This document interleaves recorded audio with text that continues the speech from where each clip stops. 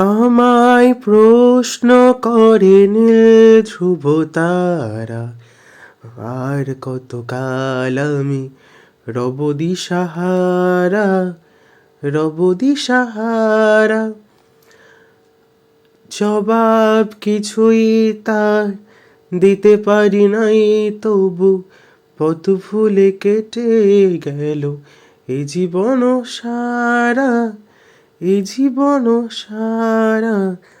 আমায় প্রশ্ন করে নীল ধ্রুব তারা, আর কতকাল আমি রব দিশাহারা, রব দিশাহারা।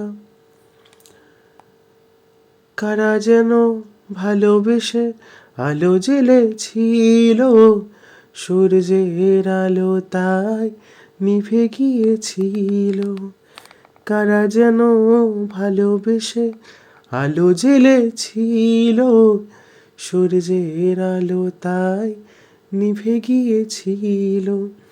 নিজের ছায়ার পিছে ঘুরে ঘুরে মরি মিছে, আমি এক তুষারিত গতিহীন ধারা, গতিহীন ধারা।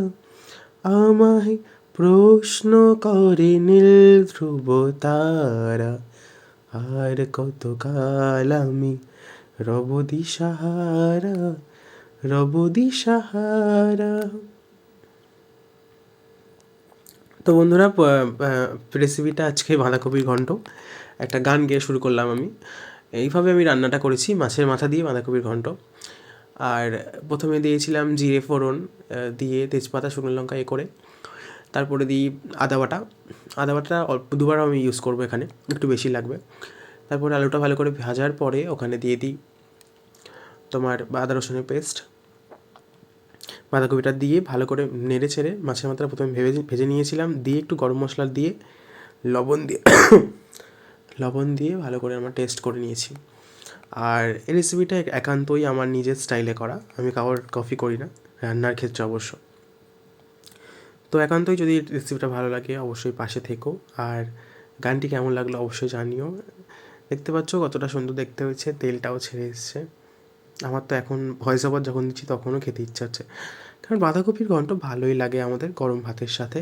আর যদি এরকম মাখো মাখো তেল যদি বেরোয় তো অসম্ভব সুন্দর লাগে। পেজটিকে সাবস্ক্রাইব করো, চ্যানেলটিকে সাবস্ক্রাইব করো। Thank you.